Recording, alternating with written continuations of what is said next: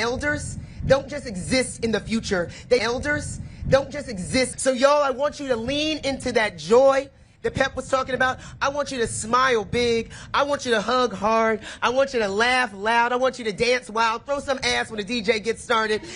Yes! I want y'all to lean into this moment in history. I am so proud to be shoulder to shoulder with a long line of fighters, agitators, resistors, survivors. And I am especially proud to introduce someone who has spent their career fighting for trans youth and families, someone who has put so much on the line every single day for our communities, for our people, for our liberation. Please welcome my colleague, my brilliant friend, my personal hero, Chase Strangio.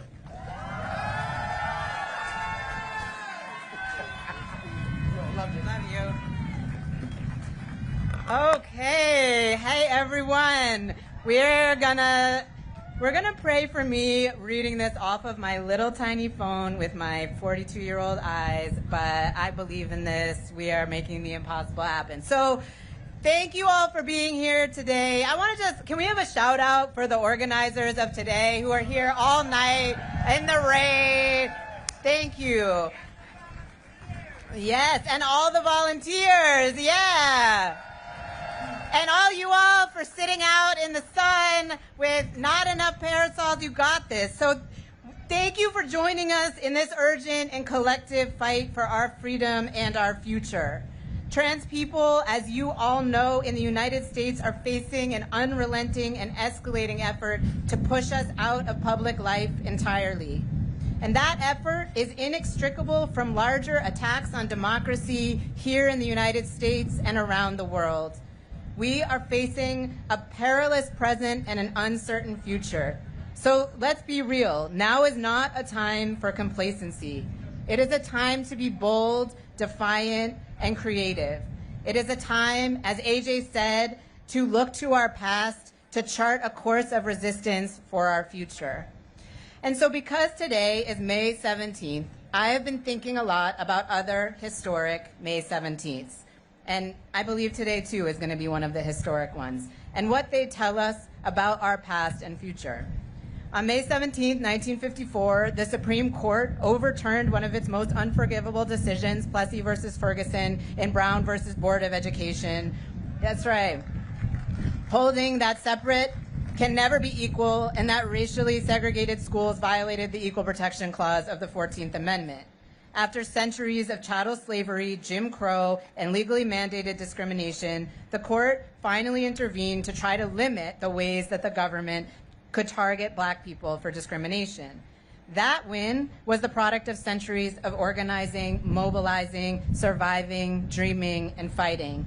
And legally transformative as it was, it did not end segregation in our schools, nor did it mark the end of anti-Black racism in this country.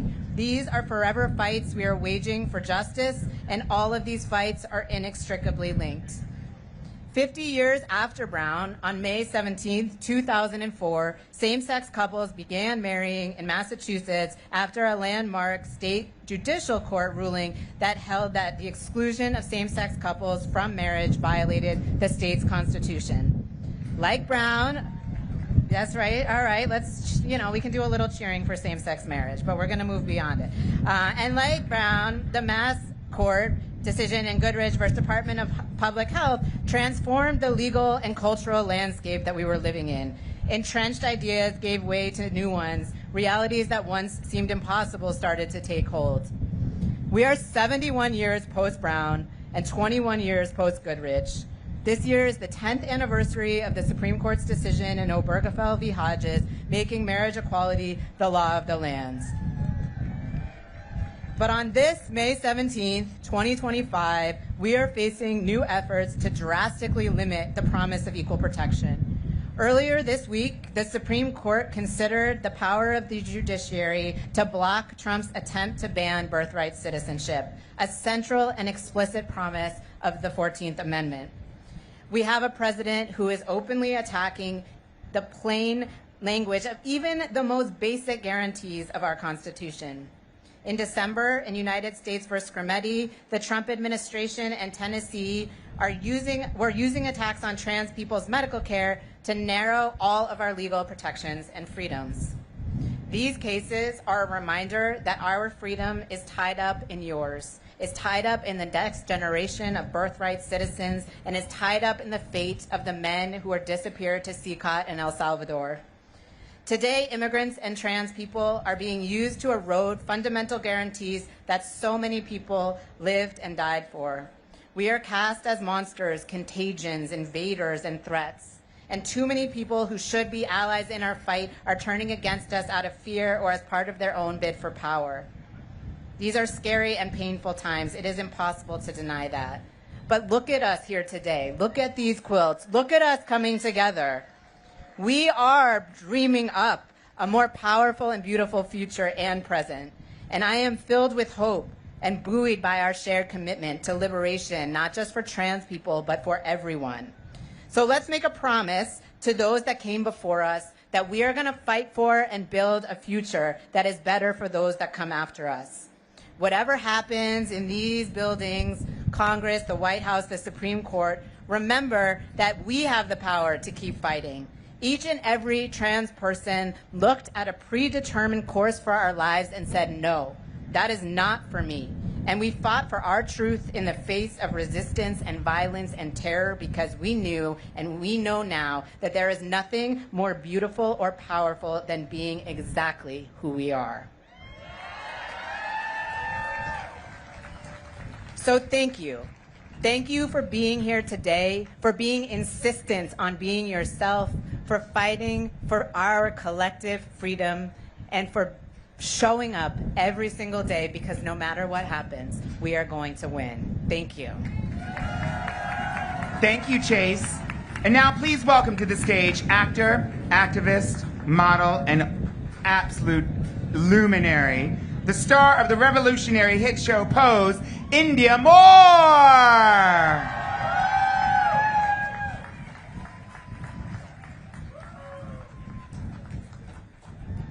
Hi, everyone. It's so nice to be here with you all. Everyone's so beautiful and colorful, and I know it's really hot. So I really appreciate that we made the time to come out today together. I'm so grateful to be here with you all. It truly is a humbling and spiritual experience for me. I believe this about all of creation, but I do believe trans people are especially proof of God. We are proof of God's divine creativity. We are a reminder that our bodies are mere vessels and that we are spiritual beings having a human experience. We are proof of God's sassiness and love and grace and mercy and compassion too. Our relationship to ourselves is a love letter to humanity. The love we cultivate for ourselves is a reflection of what humanity needs right now. We are mirrors. I believe that loving trans people is an act of self-love. Trans people are wonderful. We are amazing in our quirks and our clarity. We are beautiful in the ways we see beauty everywhere, and in how we make beauty out of anything and can bring it out of everything.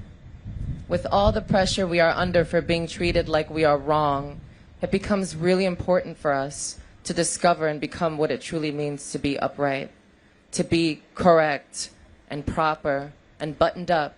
But also this pressure teaches us to be free, to let go, and to be carefree and creative in ways that are not linear and maybe seem a little messy to some. But ultimately, we deserve to be free from the pressure of being anybody anyone else wants us to be. We must be free to be ourselves. We believe that everyone is beautiful. We grow from very challenging circumstances. We survive things most people could not hear about. And we come out of struggle even more beautiful than before. People find our will to be our most sincere selves very cool and appealing. They love our lingo and how we do makeup. We have great style. People ask us for tips on how to love themselves all the time. This is evidence that we are beloved, if not by anyone else, certainly by the Most High. and everyone who truly sees us knows, and when we see ourselves, we know. What being trans has taught me is that I belong to something that is vast, infinite, colorful, powerful, beautiful, orderly, chaotic, and most of all, true. My transness is not a blemish of my faith. It is the pillar of my spiritual journey. And if it upsets someone that I have love and they want to take it away from me because I am trans, it is them who is not loving correctly. No one can ever take our love away. Our resistance is righteous. Freedom is promised here, and we will hold each other to that word. Love is what made us turn from babies to adults, and none of us would be standing here if it not had been for all the love that had come through all the people who cared for us throughout our lives up to this moment. May we remain loyal and steadfast to love. Historically, the communities we build have never been exclusive to just us. We create spaces for everyone, including and especially the outcast and the misfit. We choose our families out of everyone. That is how we got free, and that is how we will continue to be free. And that is proof that love helps us survive. Without love, we are nothing at all. But because we have it, we truly are everything. To those who use religion to legally persecute trans people, you use religion not to help make it easier to live, but to make it harder.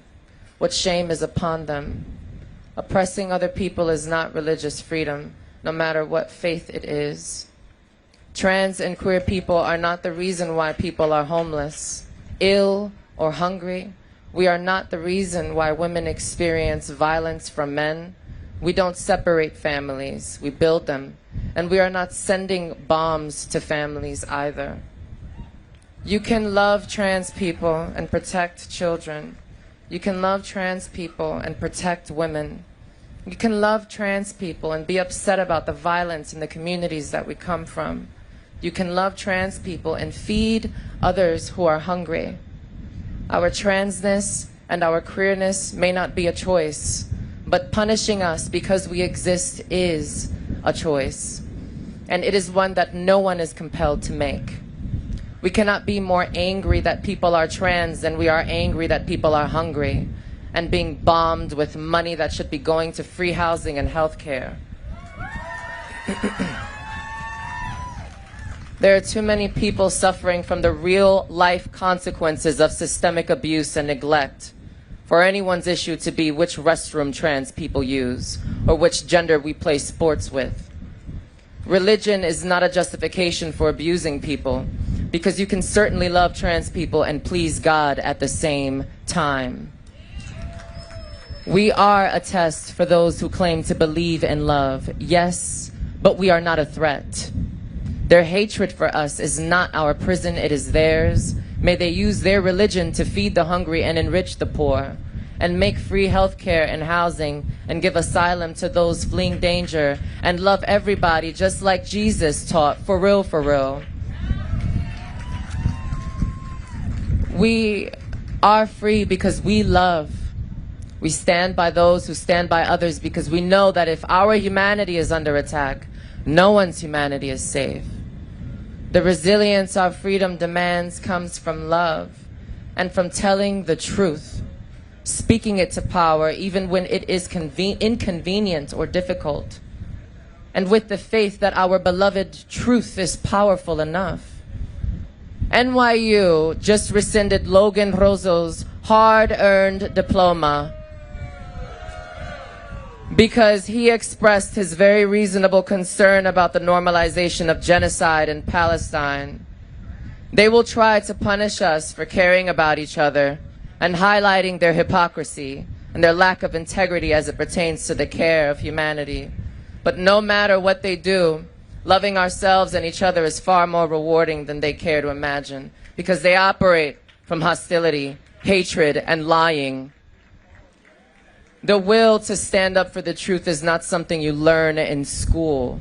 It isn't something you pay for. It isn't something you know.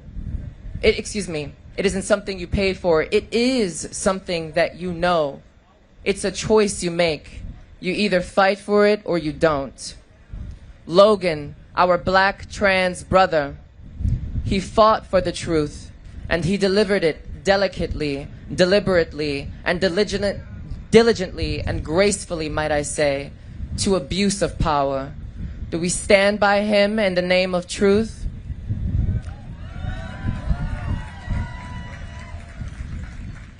They teach us about genocide in school, and they take our diplomas back when we stand up for what we learned.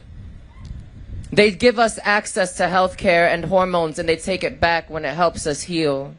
But Logan Rosas did not submit to falsehood, because what he learned in school is the truth. We don't submit to hatred. We don't submit to oppression and persecution or political manipulation. May we stand on the principles that made us live and be free, the principles that made us joy and made us colorful as fuck. We stand on the principles that made us dance and vogue and strut down the runway in variations of beauty that have never been seen before. In the name of God, we were created to love and be as beautiful as we are in peace. And no one can take that away. So no, we don't submit to violence and abuse of power. We submit to justice. We submit to gentleness. We submit to generosity. We submit to genuineness. We submit to love. This is what stops us in a moment of uncontrollable anger. This is what compels us to forgive or let go. It's what demands our attention when we see a child who is hurt or someone in need asking for help, or when someone simply asks us to listen. Love is what calls us to action when the irrevocable freedoms of our comrade citizens of any race, gender, class, country, or religion is under attack. Our will to love, no matter what, is the foundation of our pride, and it always has been. Real, sincere love is what brought us here to this celebration of irrevocable freedom. We are here because we've always been here, and we are not going anywhere. We exist in every city, and every country, and every race, and every employment field, and we are all up in everything and in more genders than a lot of cis people can count. We exist across time and space. Get into it. We are transdimensional, and they can't keep track of our pronouns. But that's all right, because we are all of it, with and because of love. And so I want to introduce you to a family who's been living and speaking that truth in the name of love. And so please give it up for Stephen and Hobbes Chukumba.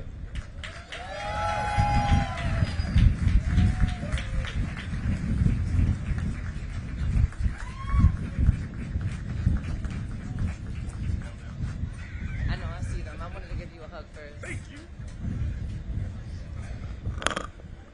Good afternoon, everyone. Can we give it up for India, please?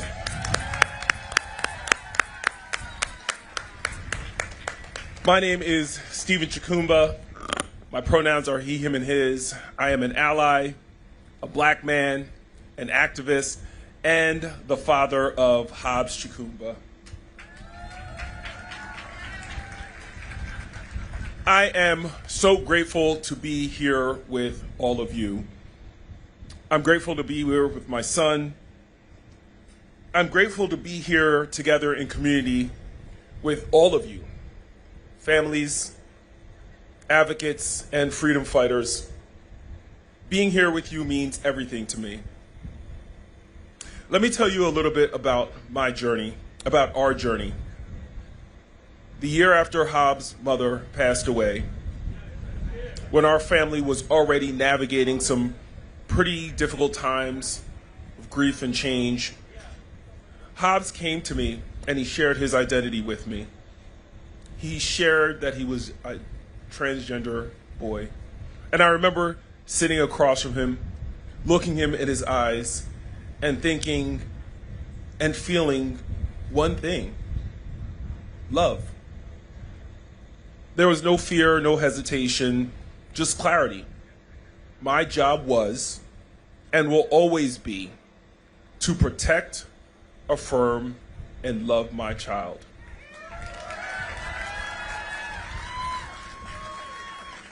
That's it. That's it. Supporting my child isn't radical. It isn't brave.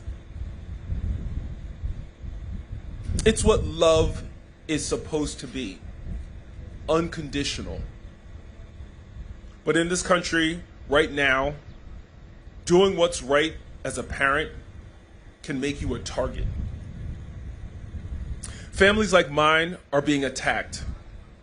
Not in some abstract way, but in real, tangible ways. Legislators are passing laws designed to isolate our kids, to isolate our families, to punish us for loving them, and to erase their identities altogether. And while many will try to frame these laws as parental rights, like, let's be serious, the only parents that they are fighting for are the ones who would reject, suppress, and or abandon their children.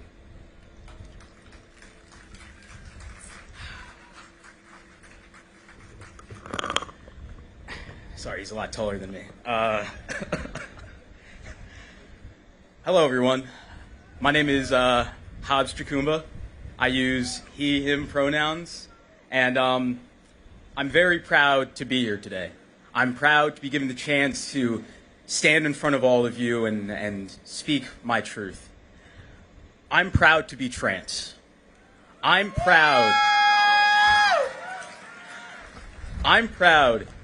to be standing next to my dad, who has always had my back and supported me through everything. Gender-affirming care has helped me feel like myself. It gives me the confidence to walk through life with my head held high. It gives me peace in my mind and in my body. It gives me life as I see myself and as I want others to see me. This isn't politics. This is survival. This is about dignity. It's about truth. It's about being able to live authentically. But unfortunately, right now, so many trans kids don't have what I have. They're scared. They're scared of losing their health care, of being forced to hide who they are, of being torn away from people who love them and who they love. No one should grow up wondering if they're safe making their own healthcare decisions, if they're safe attending school, playing sports, going to the bathroom. Every kid deserves to feel safe. Every kid deserves to be supported. Every kid deserves the freedom to be themselves.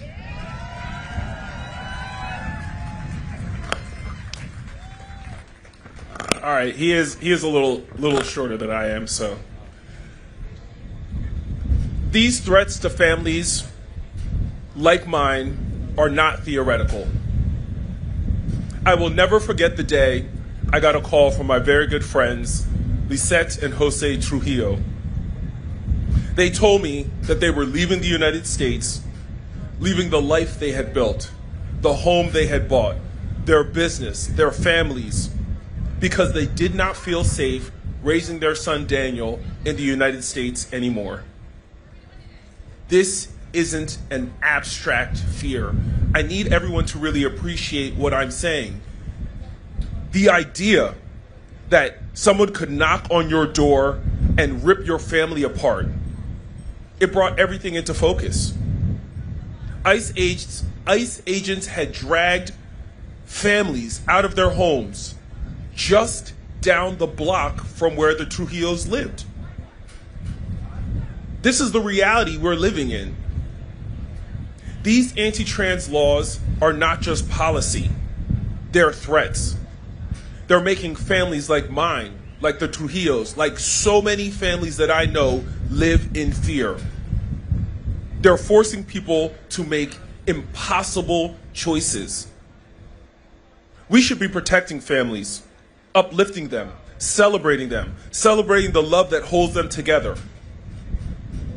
So, as we unveil this quilt, this trans quilt today, this beautiful symbol of resistance, let's remember, we are stitched together by love, and we will not be unraveled by hate.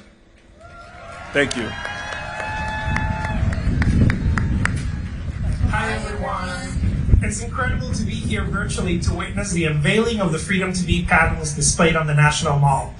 Although we're saddened not to be there in person with you all, we can feel the love and solidarity of our community from across the ocean. As you know, freedom to be means so much to all of us. It's a freedom of expression, of speech, the right to access gender-affirming care, and to live openly without fear for our safety. Freedom to be means being reflected back to ourselves in the books we read, our schools, at work, and in our families. And freedom to be means that we can also access public accommodations without laws that prohibit us. And freedom to be means that being trans is celebrated, to know that we are loved and valued. Freedom to be means living with pride and dignity. We have the freedom to be in this very moment. The fact that we are here together in solidarity and community is proof of that. We embody freedom just by being ourselves, and we will not let anyone make us afraid or erase us. To all the families who are feeling scared and vulnerable, remember that there is power in community and that our love for our children is powerful and a conduit for change. Remember that proximity always changes hearts. Keep telling your stories, showing up at state legislatures, and keep doing all you can to protect trans youth. Together we can build a better future for our trans loved ones, a future where they have the right and the freedom to be.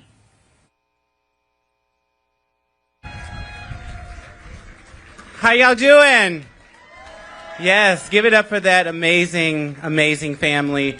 It takes so much to stay, but even more to uproot and leave out of fear. My name is Mariah Moore. I am the Director of Policy and Programs at Transgender Law Center, serving our community respectfully since 2002 as an organization, and I'm deeply honored to be here today, representing the South and representing all those who are fighting for justice wherever you are, especially in hostile states and around the world. I speak today not only as an activist, but as a proud Black trans woman from New Orleans, Louisiana. And I know firsthand what it means to survive and to lead with love.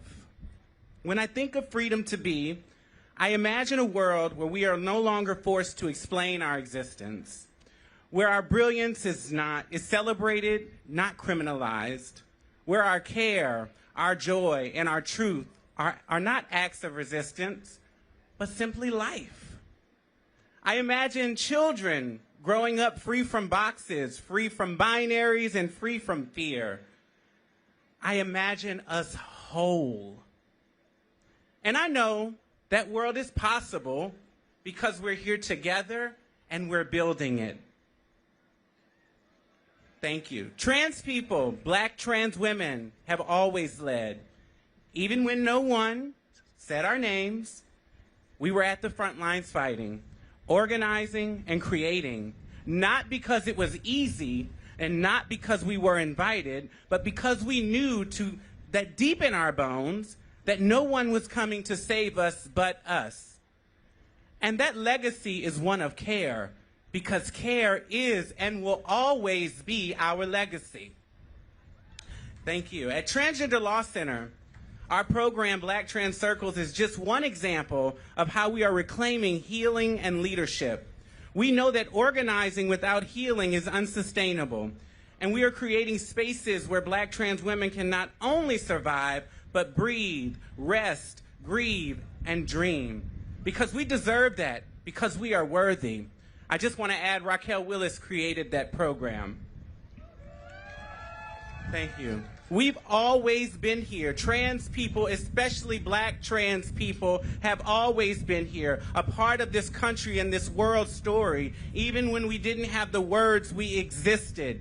In the kitchens, in the fields, in the ballrooms, in the back pews of the church, we were there. We are not a trend, not a phase. We are not new, and we are not going anywhere. This moment asks us to remember who we are, to remember that we are the dreams of our ancestors and that we carry their strength.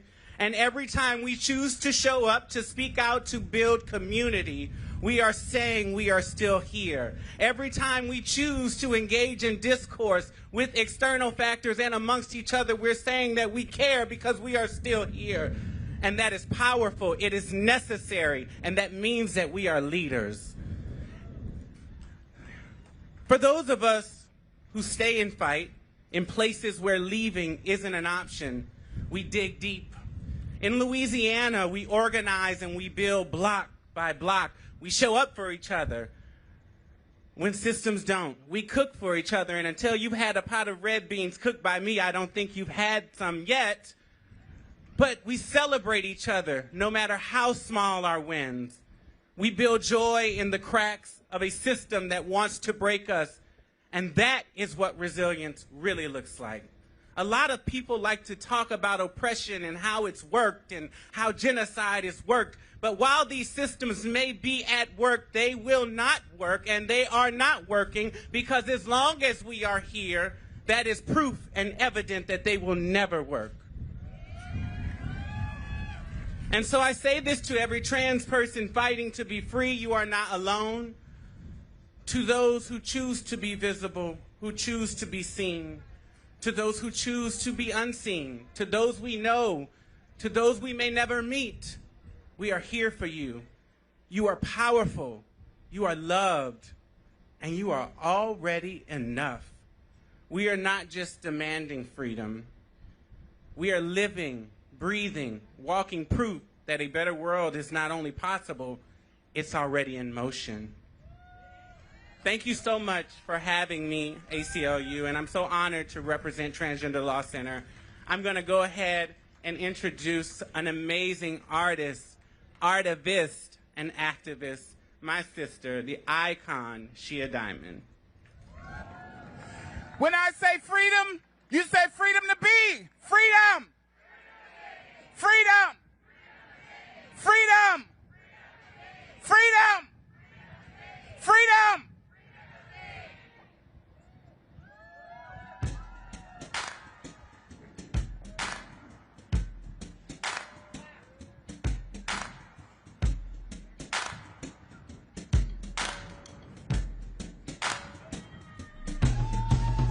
Now, now, now, now, now, now. Now, now, now, now, now, now. Now, now, now, now, now, now. Now, now, now, now, now, now. There's an outcast in everybody's life, and I am her. There's a shadow in everybody's front door, and I am her. There's a dark cloud in everybody's sunlight, and I am her. Oh, you know I am her. All that glitters isn't gold. At least that's what I've been told. I got so many issues and problems that I go through. Sometimes I can't sleep at night. If I hide my face, heaven forbid, it wouldn't be the worst thing that I ever did. It's a hell of a world that we're living in. James 2:10, a sin is a sin. Don't look at me immediately and whisper behind my back thinking I'm naive. It's my southern hospitality tolerates more BS than even I can believe. There's an outcast in everybody's life, and I am her.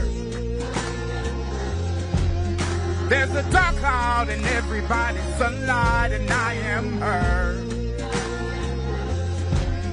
There's a shadow in everybody's front door, and I am her.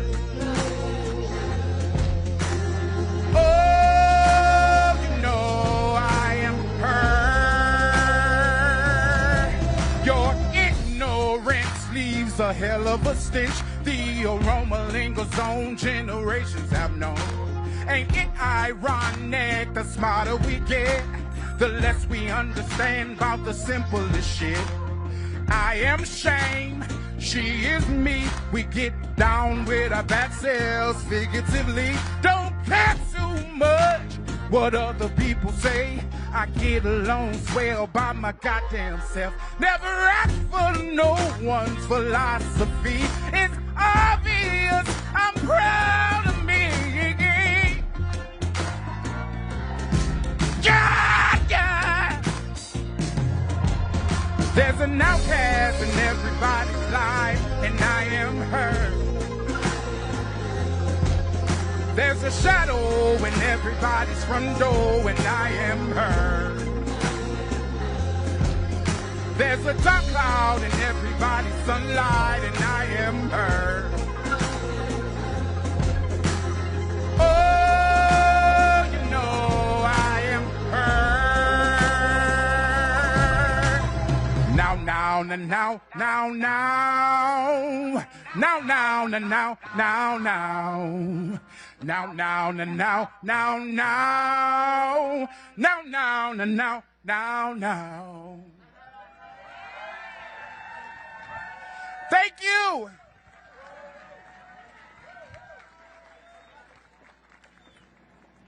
Oh, you know what? I'm sorry. I told your hand.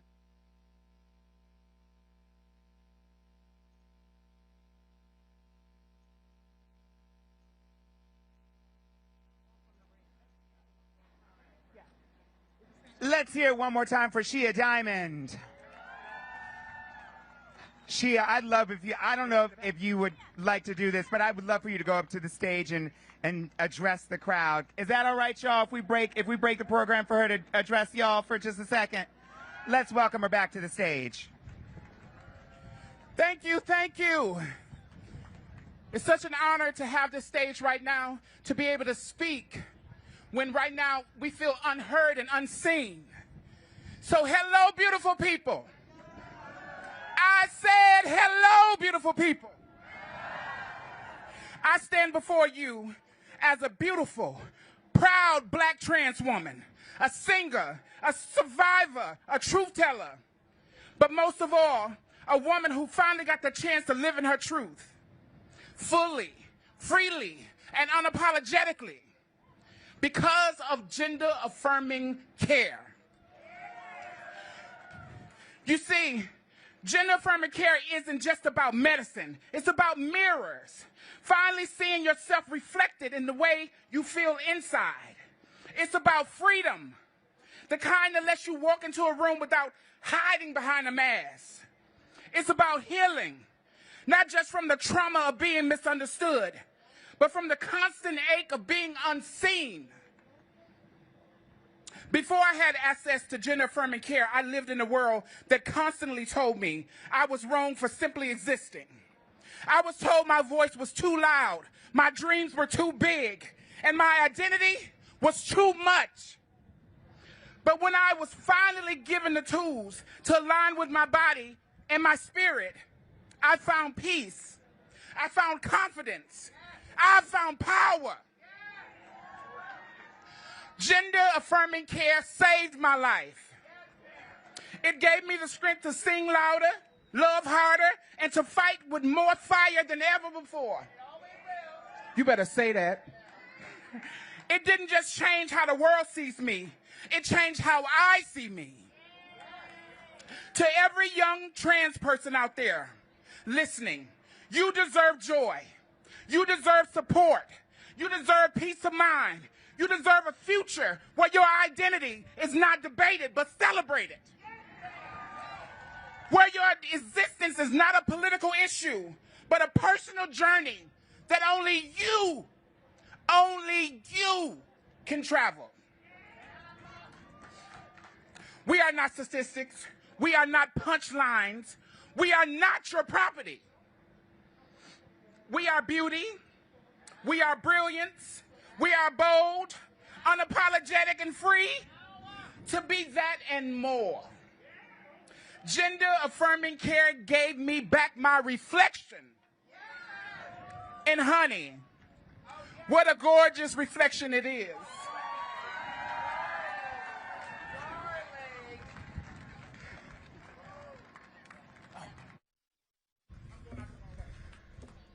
give another hand for Shia Diamond for that fabulous performance and that fabulous word. I was being transported, I gotta tell you. Now, throughout the crowd, y'all, I gotta tell you that you've been given signs reminding us of why we are here today. To fight for our bodies, our lives, and our freedom to be ourselves. Also, there's some water out there for people. I know that y'all are sitting in the sun and you are baking. So we want to make sure that you are hydrated, and there may be a can or two of sunscreen. I hope it, you know, just try to share. I don't know how many, we'll find out how many servings are in the can. But those signs that we passed out earlier, please put all those signs in the air right now. I want to see those signs. Let's make some noise with those signs. I know a lot of people came in from around the area and around the country today, so can we hear from those people? Pennsylvania, where are you at? New York City, where are you at? New Jersey, where are you at? West Virginia? D.C.? How? Okay, so I'm going to try this really quickly. Can we please try a quick cheer moment? I would love that, if that's okay with you. Please. Okay, we're going to get our voices up and our signs up all at the same time. This will be a fabulous social media moment. Okay. I'm going to say freedom to be, and you say for you and me. Let's practice. Freedom to be. Freedom to be. Freedom to be. That's right. All right, all right. We're going to do more of that a little bit later. One of the biggest things that we want people to take away from this monument and this event is that trans people are making homes and finding community for each other across the country. So I want to walk you through another cheer so people hear us loud and clear.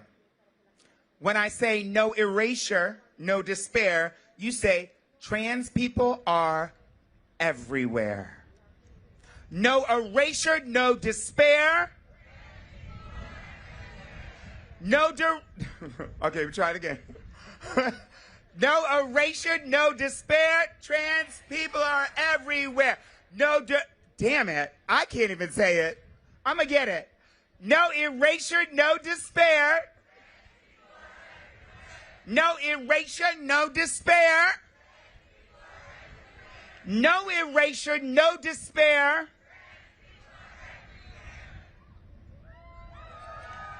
Beautiful.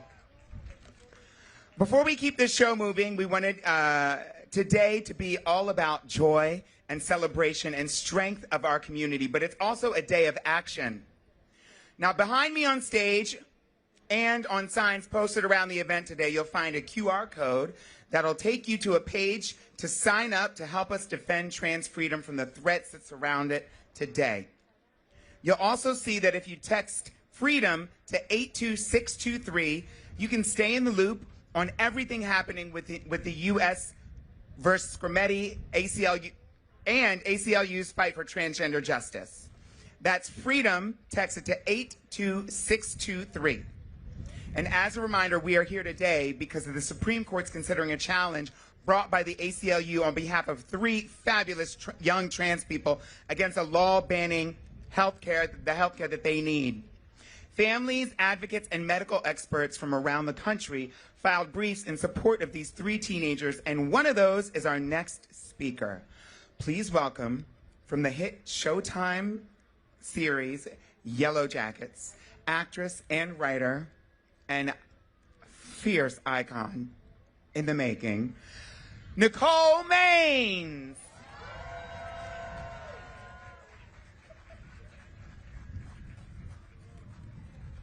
Hello, everyone. Thank you very much for coming out tonight. Well, today. What time is it? I don't know. I'm from Los Angeles. Oh, I'm just gonna do that. I'm in Flats. So, recently, while I was out to dinner with a big group of people, I was talking to a very good friend of mine, and I was getting to know this new friend of hers who I was meeting for the first time.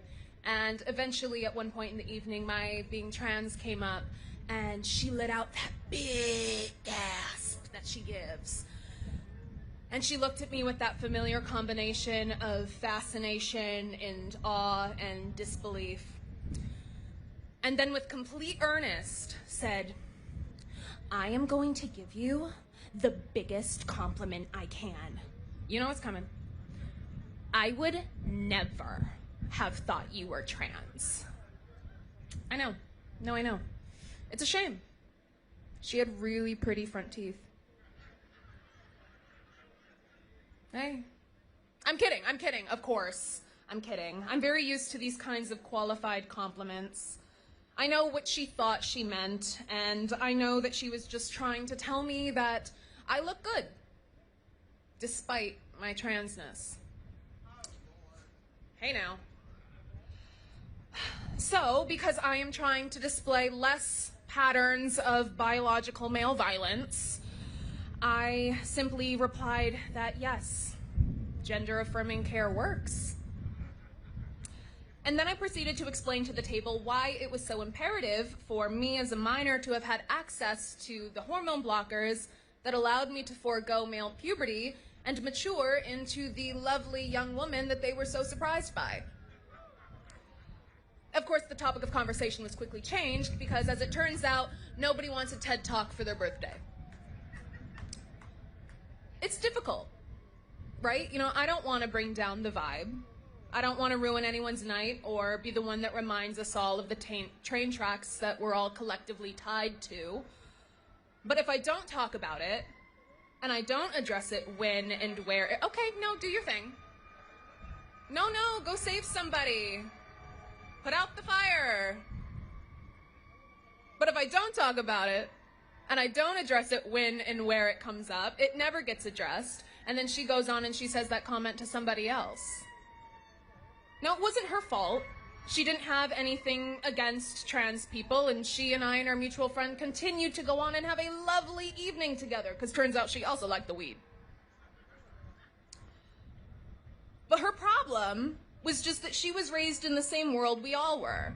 One that doesn't take any time to dispel all of the stereotypes about trans people that have been very deliberately manufactured and sold over the last 100+ years. Every single one of us who has ever owned a television has been taught exactly what to expect of trans people. And even without modern media's help, people are used to a very specific image of us. And it's not one that we chose for ourselves, but it's one that was the result of our oppression and lack of any other option. Now, of course, the specific image that I am referring to is, of course, the tried and true man in a dress cliche, because most of the time these guys' view of trans people isn't so expansive that they've even stopped to consider where trans men fit into this equation. Sorry, guys. Although, of course, if they have, it's only, of course, to lament for the poor teenage girl who was haplessly groomed into an unconscionable double mastectomy. Don't we know that teenage girls are only supposed to be getting breast implants? What are we going to do if these old straight guys don't find these girls bangable? It's not fair! They didn't get out of the cock-a-doodie car! Now, of course, what's changed is that for the first time, we have the opportunity and autonomy to actually have a say in how we exist. Whereas before, we didn't have any of the resources that would have allowed us authority over our face and body. And we had to make do with what we could afford from the doctors who would deign to give it to us. I was lucky enough to be born in the very brief window of time where we both had access to this care at a young age and weren't being subjected to the intervention of a political party who swears it stands for less government overreach. Now, that is not to say that getting said care was a walk in the park, and it certainly wasn't something that was just being handed out, and it definitely didn't get done in a single school day, Donald. Growing up, it felt like nobody believed that it was possible for me to know what I was talking about at my age, including my parents and doctors. I will never get back the hours I spent in different therapists' offices telling the same story over and over again. But the proof was in the proverbial pudding. The further I progressed in my transition, the more my mental health improved, as did my quality of life. Shocking, I know. When you're not forcing someone to be who they're not, they thrive. Now, I also want to make one very important distinction, that it is not a trans person's duty to pass, nor is it a requirement for us to exist in public life. You know who you are. On the TikTok saying shit. What this comes down to, as it so often does, is freedom. For the first time in contemporary history, trans people have the freedom to choose how we exist in the world. We get to decide how we present ourselves. We get to decide how we want to medically transition, if at all. We get to decide who we can be. We can do and be anything we want to, and we finally have a chance in the spotlight that we knew we'd look good in. For the first time, our options are limitless. And we aren't existing just by the grace of a world that doesn't understand us. We have claimed our identities and our lives and our bodies and our freedom. And we have done that through struggle, through hardship, through mutual aid and research and community. We have crawled on our hands and knees together to build ourselves up, and now they're feeling some type of way about the way they have to look up at us. So, before the Supreme Court is this case, U.S. v. Scrimeti, no N, that's an important distinction, that will decide whether or not the sweeping bans on gender-affirming care for minors is a violation of the Equal Protection Clause of the 14th Amendment. They want to make sure that we don't have any say in who we are. They have built a box for us, and they will be damned if we don't fit perfectly in it. Now, this case isn't about debating the effectiveness or necessity of gender-affirming care. That has already been proven and signed off on by every relevant expert in every relevant field. The world and human history is very familiar with the true nature of this kind of legislation. We all know these arguments are based in bias, not fact. So I will not waste my breath, exactly. So I will not waste my breath explaining to you all what we already know. What I will say is that trans people have always existed in all kinds of ways, in all kinds of bodies. You may force us backwards, you over there with the flat hair, Nancy, but we will never stop fighting you for our freedom. And no matter how hard you try, you will never be the authority on who we are. Reapply your sunscreen, babies.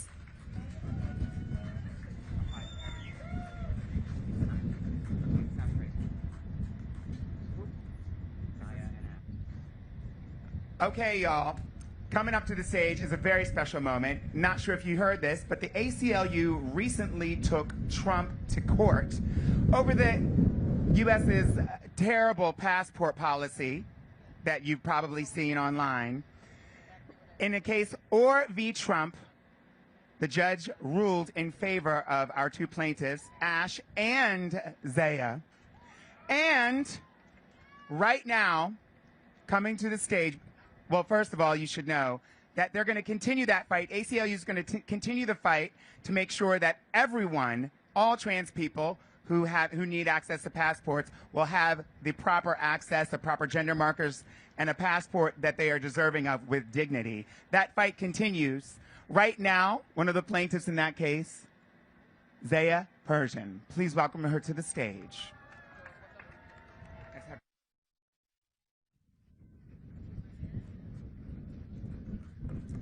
Hey, y'all.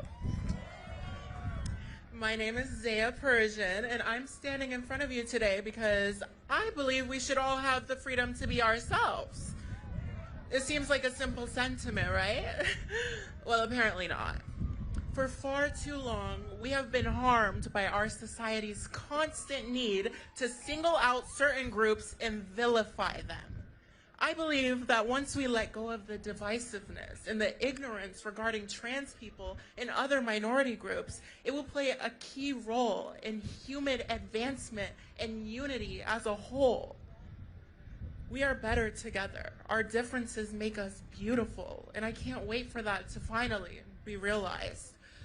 But sadly, in reality, before that day comes, trans people like myself are constantly forced to stand up for our own dignity, our own self-determination, and our basic rights as human beings under the law. I mean, at this point, it seems like every other day there's new legislation or some new wild conspiracy theory making trans people seem like evil invaders from another dimension who need to be controlled. I mean, seriously, earlier this year, I was targeted and affected by a new policy enacted by this new administration attempting to control my identity and force me to conform to their standards. They wanted me to carry around a passport with a big, hideous M on it because that's all they see me as, a big, hideous M. Having a male passport restricts my freedom to travel safely and forces me to carry a dangerous document that I know to be a lie. At the end of the day, I'm a woman, a proud trans woman, and I know that may be triggering for people who hate to see others be happy and live freely, but I don't care. I don't give a damn. I live every day as a woman. I surround myself with people who see me as a woman and respect me as a woman. And these new anti-trans policies from the Trump administration are identical to many other attempts at controlling what a woman can be, what a woman looks like, what a woman can do. And to be quite blunt, nobody gets to define my womanhood or determine my identity for me. Only I do. Importantly, I'm also not alone. I don't know if y'all heard, but a few months ago, I joined a lawsuit filed by the ACLU on behalf of trans people across the country impacted by this passport policy. In other words, we sued the president and his administration. And we won. My co-plaintiffs need to travel for work, for family, and for school, but have also had their lives disrupted by this harmful and hateful policy by the Trump administration. One of these people is Ash Orur, an organizer and advocate from West Virginia. So please welcome Ash Orur. Thank you. Thank you, Zaya. My name is Ash Lazarus Orur. I am a proud trans man from West Virginia, and I'm really thankful to be here with you all today. Also thankful for the folks from West Virginia who made it out today. So yes, on February 7th, I joined 6 other plaintiffs in filing a federal lawsuit against the U.S. State Department, challenging their refusal to issue accurate passports to trans, intersex, and non-binary people. I signed on to this case because I'm quite honestly fed up with being made to feel unsafe by my own government. I am tired of having to explain over and over who I am just so I can move freely throughout the world. Ahead of the incoming administration, I tried to renew my passport. I was trying to protect myself and trying to plan ahead. But instead, they withheld it for 71 days. And when it finally came back, the sex marker was completely inaccurate. And this isn't just a clerical error. It was a message telling me that we don't belong, we don't see you, we don't care if this puts you in danger. And a passport that misgenders me isn't just, again, a piece of paper. It is a threat. It puts me at risk of harassment, invasive scrutiny, and denial at borders. And I've already had to cancel international health care because of this. And the harm, unfortunately, did not stop there. My marriage certificate was returned to me, crumpled and torn down the middle, and I am still missing my original birth certificate. And again, this is not just about paperwork. It is about power and control. It's about a government using bureaucracy to erase us, to make us invisible, and to make us complacent. And I have lived this. A couple of years ago in Iceland, I was denied a rental car because my passport said female, while my real ID and license said male. I spent 2 humiliating hours trying to prove that I was who I said I was. And just this January, TSA flagged me while flying from West Virginia to New York. They accused me of using fake IDs, scanned my documents over and over, took my photo, pulled me aside and interrogated me. And it wasn't until I outed myself as a trans man was I allowed to be continuing on with my trip. This was quite honestly invasive, it was humiliating and frightening. And that's why this case matters, because this is more than just about documents or us plaintiffs. It's about the freedom to be safe, and it's something that every single person should have, regardless of gender. So when the government refuses to acknowledge our identities, it is sending a message that our existence is up for debate, and that is not the case. But they are also saying that our safety is a secondary concern, that we don't belong. But this case sends a different message. We do exist, we do belong, and we're not backing down. And I joined this lawsuit not just for me, but for every single trans, intersex, and non-binary person who's been told their identity is too complicated to be respected, too inconvenienced to be protected. We deserve documents that reflect who we are. We deserve safety at every border, every checkpoint, and every bureaucratic desk. And from Appalachia to Palestine, we will not back down until that freedom is real for every single one of us.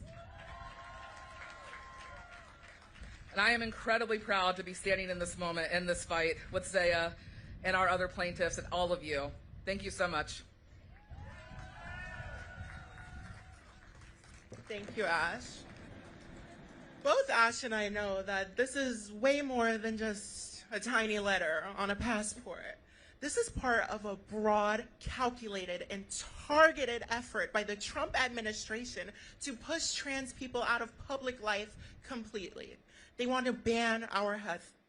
They want to ban our health care, censor our speech, and control our lives like we're their political puppets. But trust me, we will not be that. We deserve better than this because all people deserve better than this.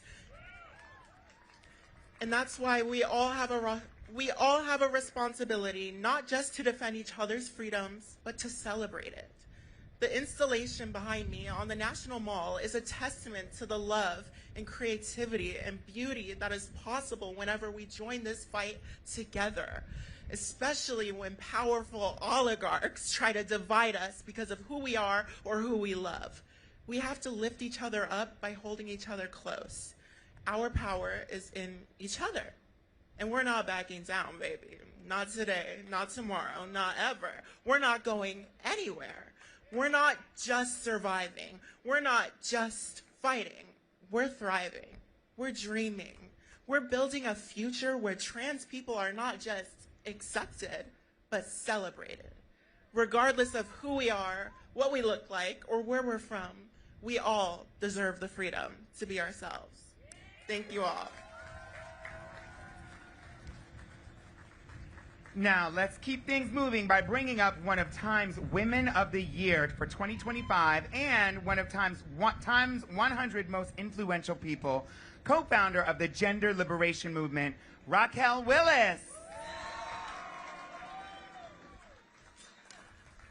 Good afternoon, everybody. Make some more noise. Now, I know I always got to call out the weather because we have been through currents and water and rain to make this day happen. We have the stifling heat right now, but we also feel a breeze of liberation, don't we?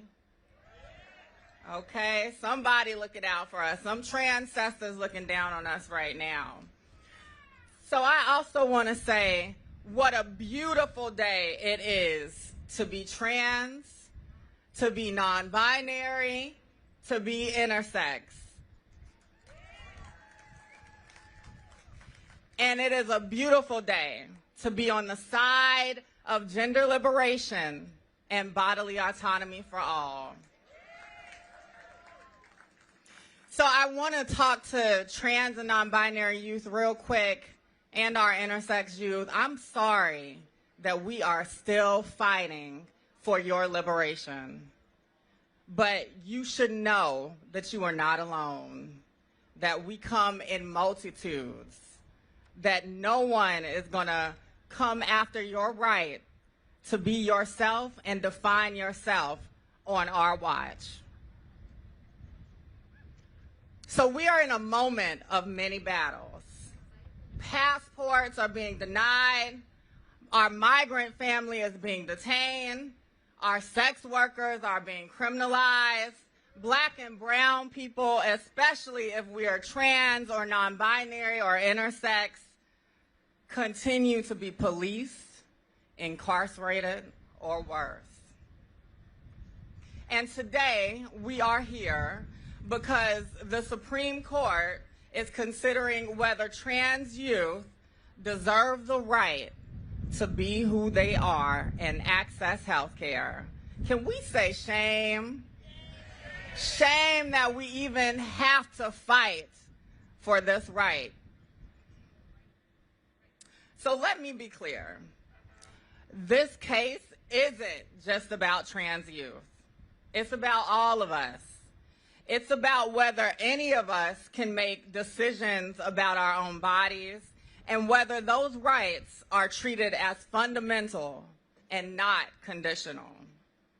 And this is also a defining moment, because when the state says that they can deny gender-affirming care to young people, it feeds the fascist idea that we can deny any kind of care, that we can deny access to abortion, to birth control, to HIV/AIDS medication access and treatment, to access and treatment for disabled and neurodivergent folks, and even that we can deny parents the ability to make decisions with their children about their bodies and how they navigate the world and their futures.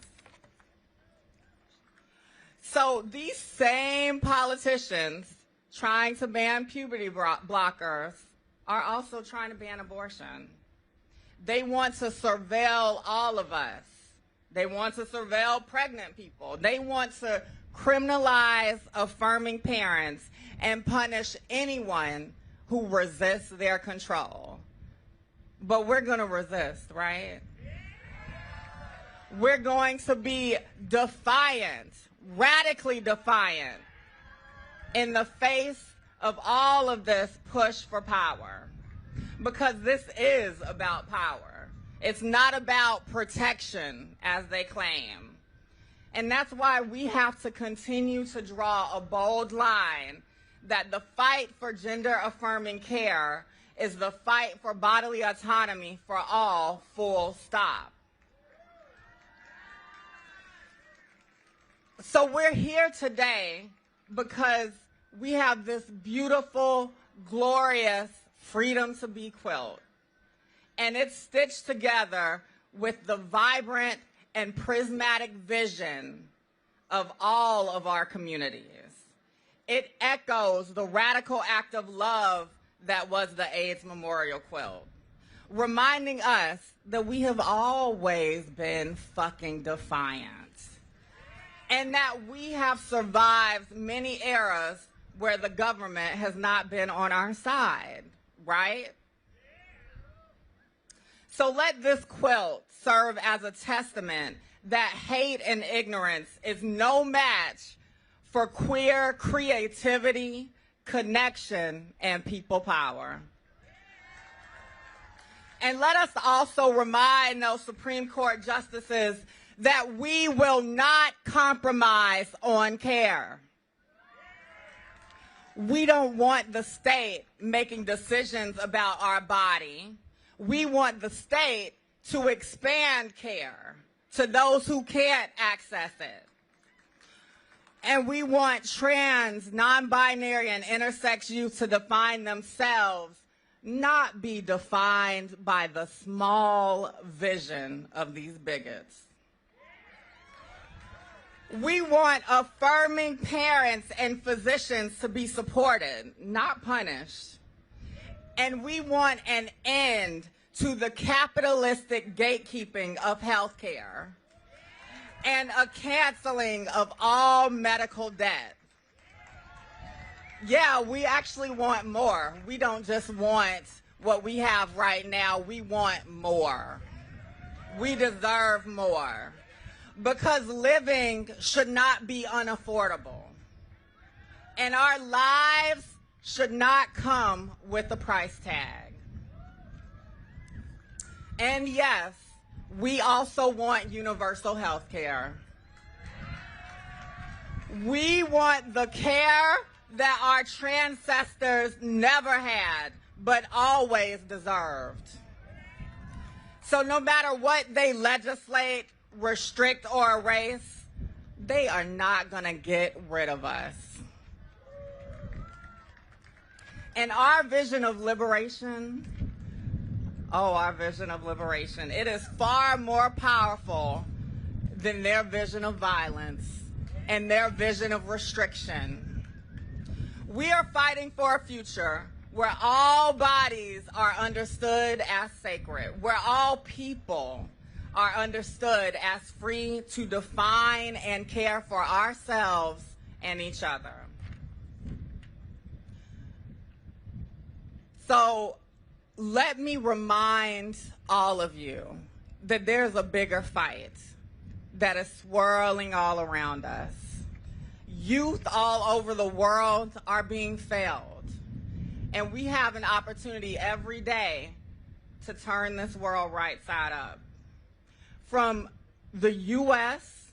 to Gaza, where Palestinian children are being buried under rubble, where children in so many different countries and places wrecked by colonialism and white supremacy are dealing with violence and genocide.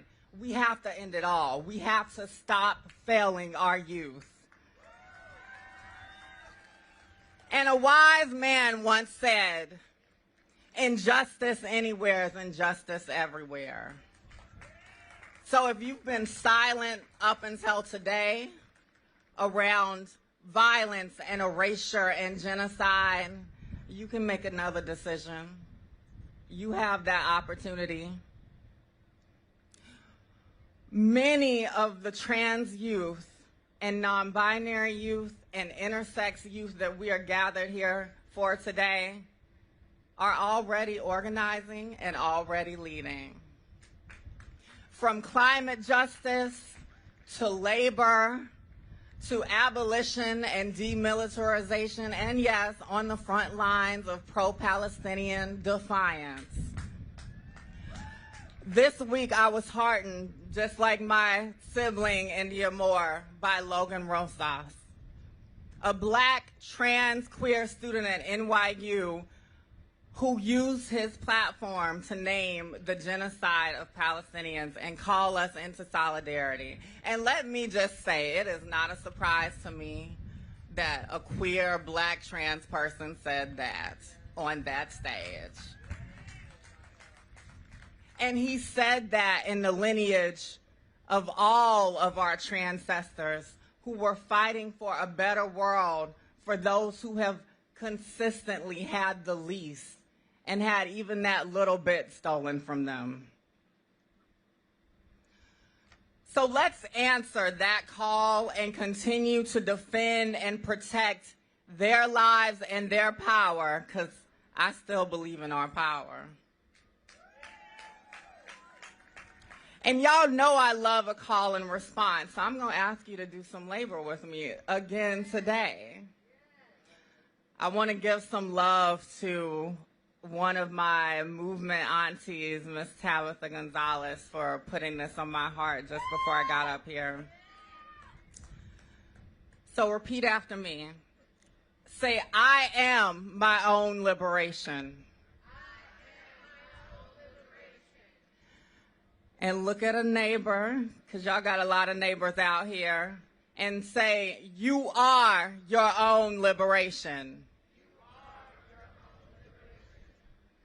And you know we got to bring it all together, because it's not done unless we get that big we together.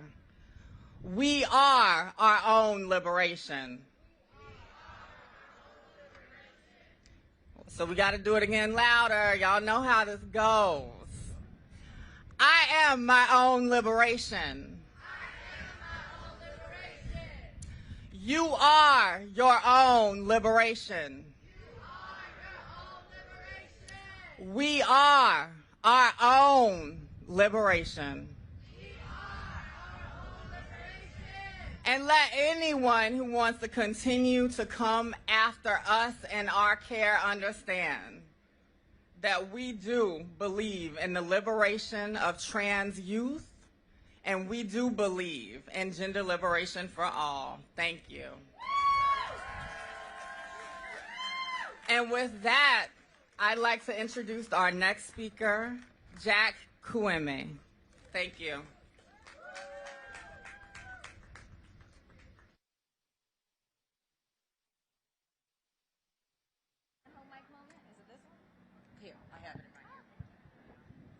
I look good? Thank you, I needed that. It's hot. How y'all doing? Y'all melting. My name is Jack Quimmy. I use they, them pronouns. I'm an abortion storyteller with We Testify, and I'm happy to tell you that today, or this month, marks my 14th anniversary of my gender-affirming abortion. Oh, I'm glad you were excited for me. I'm excited too. Are there any other queer folks who had an abortion here today? I see you. Thank you for coming. I came out as trans in 2011. I'm older than I look. I know I look good. At the time, there wasn't much conversation about people like me, folks who weren't transitioning into a binary gender. And the understanding of transition was mostly medical, via things like top surgery and HRT. But I didn't hate my chest, and I didn't have access to HRT in my state unless I jumped through hoops to assert an identity that didn't fully fit me. While I was chewing on this newfound lack of gender identity, I found out I was pregnant, and I knew I didn't want to be. More than that, I had to examine how this pregnancy made me feel about my body. And for the first time, I experienced something I'd only heard about: dysphoria. The experience of pregnancy felt like a transition I didn't choose. If I remained pregnant, my body would change in the way it looked, felt, and functioned, possibly permanently. It was distressing and absolutely not what I wanted for my life. So when I say that my abortion was gender affirming, I mean that it allowed me to make decisions for myself, by myself, about how I wanted to feel in my body. It gave me time. It gave me space. It gave me the power to shape my identity, my future, and my relationship with my body on my own terms. And most of all, it brought me relief. I'm now 34 and almost a year on testosterone. Thank you. I'm excited. Pride Month Tea Day. I've built a life I would have never had if 20-year-old Jack hadn't had access to an abortion. But even now, there are still barriers. There are countless times when I've tried to access gynecological care only to be told that I must be mistaken, as only cisgender women need it. This then led me to hide my identity from my doctors for fear that the quality of my care would suffer if I didn't, something no one should have to do. These experiences highlight how the healthcare system so often fails trans and gender nonconforming people. Medical discrimination against trans folks impacts our reproductive health care, our pregnancy care, and the fundamental right to be treated with respect. It's important to remember these barriers aren't experienced in a vacuum. Trans people face layered discrimination due to racism, classism, transphobia, and anti-blackness. For trans people of color, the intersections of systemic oppression create even greater obstacles. We can't talk about reproductive justice without centering these realities. This current wave of political attacks isn't isolated. It's a broader effort to control all bodies, especially those of marginalized people. We see this in the relentless assault on abortion access and the targeted attacks on gender-affirming care for trans youth. Right now, the Supreme Court is considering U.S. versus Scarametti, a case challenging the discriminatory ban on gender-affirming care in Tennessee. This case is innately tied to our fight for reproductive justice. It's about our fundamental right to make decisions about our own bodies, free from government interference. If this ban is upheld, it'll embolden other states to further restrict access to essential care, undermining bodily autonomy for us all. One of the core values of reproductive justice is bodily autonomy, and that autonomy is not conditional. It applies to me as a trans person, and it applied to me as a pregnant person who didn't want to be, and it applies to everyone who's ever been told that their body is up for debate. That means our bodies, our health, and our futures belong to us. This is a fight for liberation and dignity, for our right to exist and to thrive. The voices and experiences of trans and gender nonconforming abortion storytellers like those in We Testify are vital to this movement. For too long, the abortion narrative has been narrowly focused, erasing people like me, because not only cisgender women need abortions. Leave here today with a renewed commitment to a truly inclusive reproductive justice movement, one that recognizes the interconnectedness of our fights for bodily autonomy.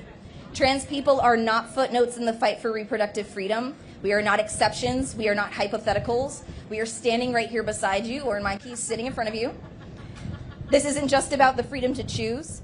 It's about the freedom to live, the freedom to decide, and the freedom to fully exist in our bodies. because the freedom to be means the freedom to become whoever you want. Thank you. Please welcome to the stage our final speaker, Fatima Cosgraves, the president and CEO of the National Women's Law Center.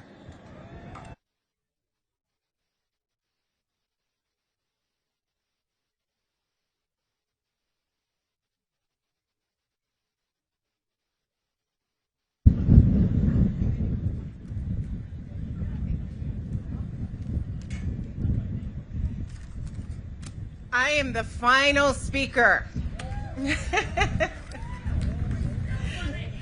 All right. Thank you so much for having me here today. My name is Fatima Cosgraves, and I'm president and CEO at the National Women's Law Center. We've been around for more than 50 years, fighting to protect the rights of women, of girls, of gender-expansive people through the courts, through Congress, and through our culture. And it is so wonderful to be here today with people who get it, who get that gender justice means trans justice, who get that the liberation for women and girls means liberation for all women and girls, and that everyone deserves the freedom to be their authentic selves, and that no one is made more free when any group is targeted and demonized. And, you know, I was reminded that recently when I was invited to testify before Congress. After 4 months of a series of chaotic and cruel actions by DOGE, actions that led to firing of civil service workers and halted research around the world, I was invited to testify before the House DOGE committee, who held a whole hearing on trans women in fencing, like the sport. So it's ridiculous that rather than focusing on the chaos of DOGE, or rather than focusing on what women in this country actually want and need, what would improve their lives, they held a whole hearing on one fencing match between one trans woman and one cis teen. That doesn't seem like government efficiency to me. So don't get me wrong, when I am asked to defend the inclusion of trans women in sports or trans women in society, I will always show up. I want to say it again, I will always show up. But in part, I want also to be clear that I am showing up in part to make very clear that I do not feel protected by any efforts to discriminate against trans women. I want to be clear that I see right through that. I want to be clear that we will not be distracted. We know that trans women are not taking away our health care or raising the unemployment rate, and they are not the cause of problems in sports or in society.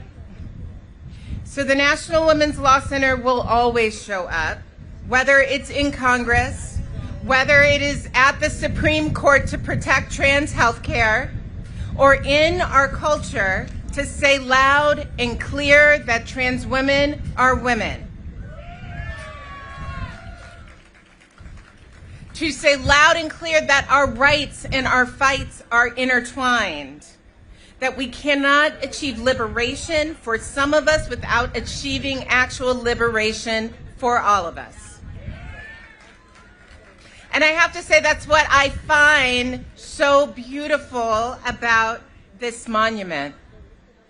Quilts are inherently a testament to the power of solidarity. Just think about the number of folks who gathered together to do their part to stitch a quilt. Think about the amount of time they gave, the actual amount of fabric. Think about how they worked to make strong quilts. how durable quilts are, how resilient they are. I think the quilt shows us what happens when people can come together across generation, across identity, across race and gender and ethnic background. When we can come together, we can create a movement for gender justice that fights for the freedoms of us all. And together, that's how we win. So thank you, and happy World Pride.